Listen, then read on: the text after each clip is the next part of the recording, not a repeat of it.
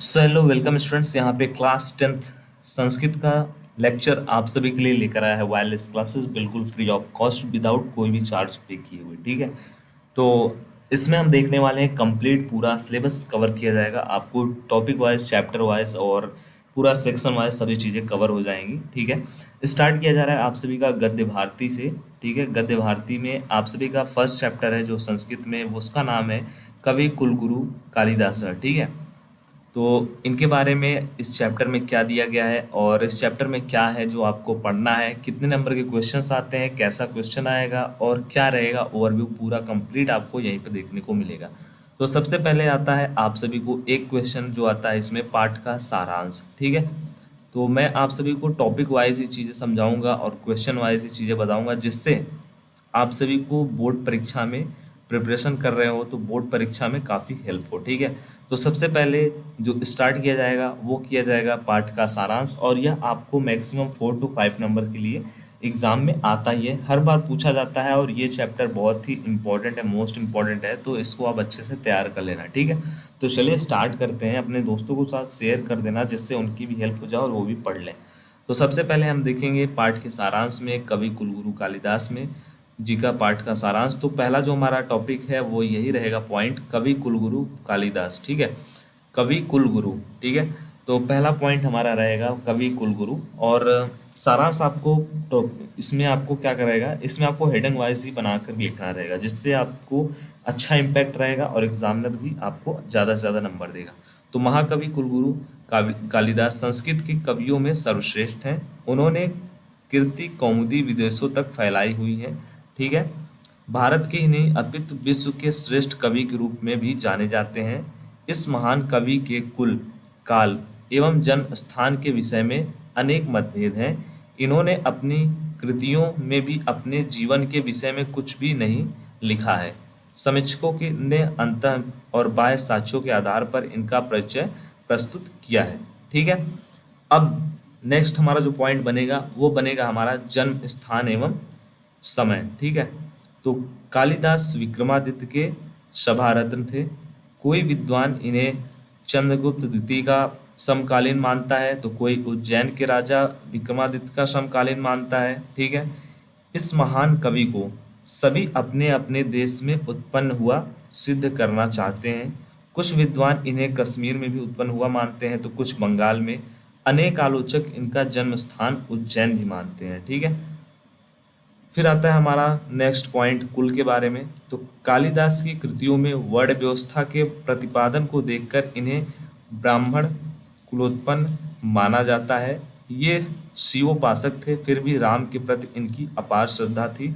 रघुवंशम महाकाव्य की रचना से यह बात स्पष्ट हो जाती है। ठीक है, अब बात करते हैं फोर्थ पॉइंट जो हमारा है रचनाएं। पॉइंट वाइज आपको लिखना रहता है, 4 5 5 पॉइंट आप लिख दोगे काफी रहेगा। ठीक है, तो कालिदास ने रघुवंशम और कुमार संभव नामक 2 महाकाव्य, मेघदूतम और ऋतु संहार नामक 2 गीति काव्य तथा मालविका अग्निमित्रम और विक्रमो वश्यम और अभिज्ञान शाकुंतलम नामक 3 नाटकों की रचना की। रघुवंशम में राजा दिलीप से लेकर के अग्निवर्ण तक के समस्त इक्ष्वाकुवंशीय राजाओं की उदारता का 19 सर्गों में वर्णन किया गया है।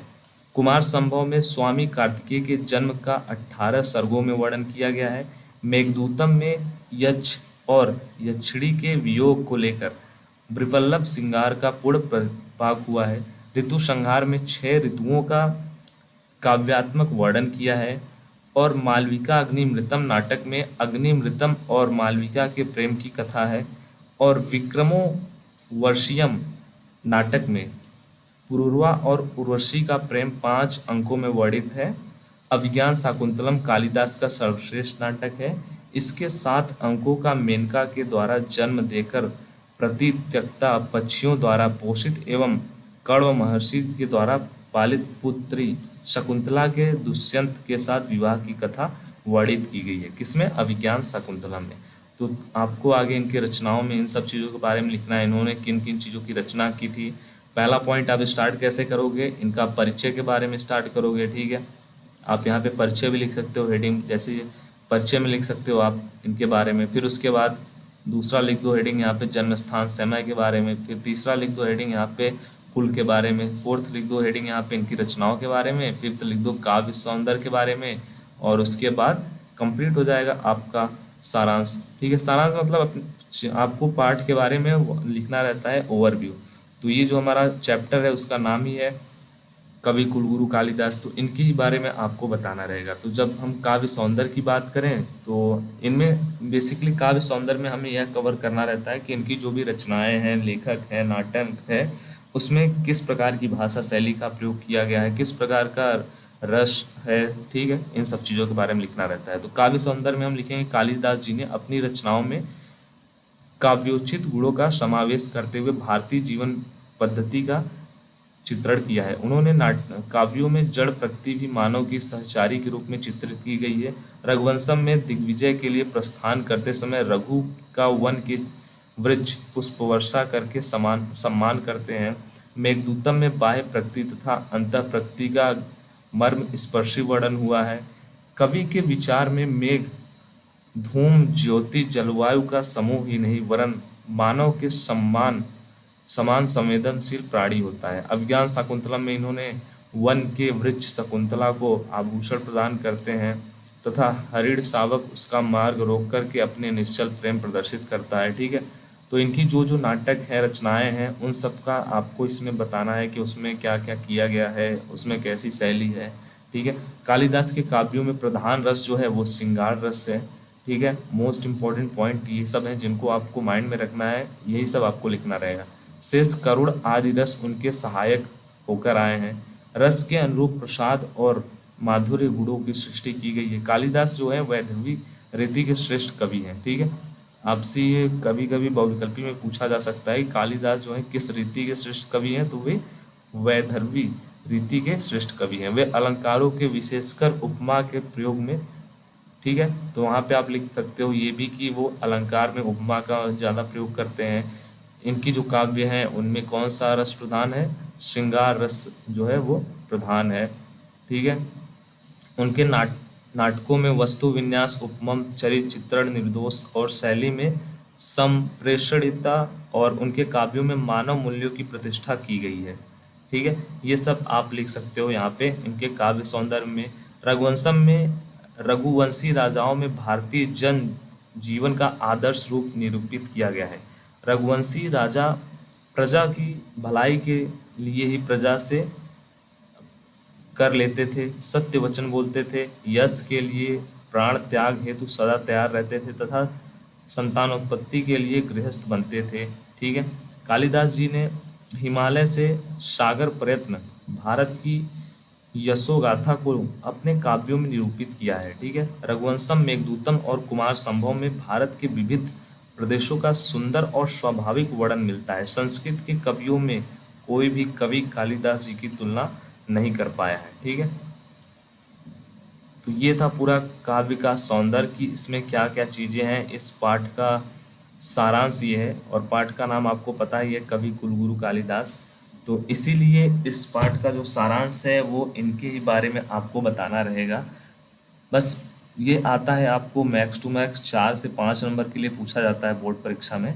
तो आप भी ट्राई करिएगा कि इसमें कम से कम 5 हेडिंग लिखना इम्पॉर्टेंट है और उसको अपने भाषा में लिखिएगा। ये मैंने आपको सब कुछ एक पॉइंट ऑफ व्यू, एक आपको समझने के लिए चीज़ें बताई हैं। इसका आप सहारा लीजिए, इनका आप नोट्स बनाना है तो आप नोट्स बना सकते हो, स्क्रीनशॉट रख सकते हो, अपने भाषा में भी प्रयोग कर सकते हो और ये भी लैंग्वेज को यूज़ कर सकते हो और लिख सकते हो। ठीक है, पहला आप चाहो तो यहाँ पे परिचय ही लिख देना, परिचय कर देना हेडिंग। दूसरा कर देना जन्म स्थान समय। तीसरा कुल कर देना। चौथा रचनाएं कर देना। रचनाओं में आपको बताना रहेगा कि इन्होंने कौन कौन सी रचनाएं की हैं, उनका नाम आपको बताना रहेगा।